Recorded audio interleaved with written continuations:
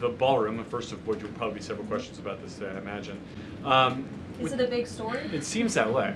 The president's cost estimate has changed several times. I think it's up to $300 million now.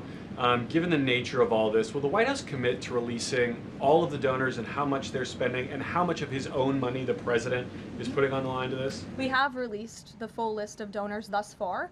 Perhaps there will be more people who want to generously contribute to this project.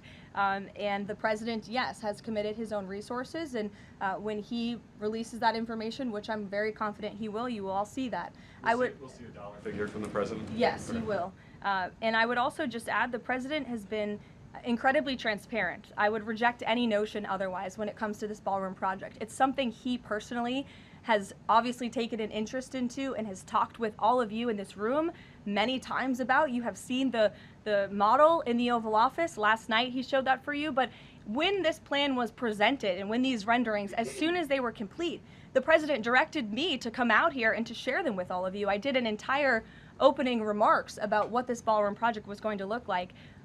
With any construction project, there are changes over time as you assess what the project is going to look like, and we'll continue to keep you apprised of all of those changes, but just trust the process. This is going to be a magnificent addition to the White House for many years to come, and it's not costing the taxpayers anything. The president is privately funding this ballroom addition to the White House grounds. Jennifer. To follow up on that, one thing that's not in the president's model is the East Wing bunker, the president's emergency operations center. Can you say if his update, that $300 million, does that include the cost for upgrading that bunker? Look, like any security enhancements that are made on the White House grounds, those will be made and maintained by United States Secret Service. As for the cost of the ballroom and the construction itself, all of that is going to be, like I've said, privately funded and paid for by the president himself and many generous patriots who have stepped up.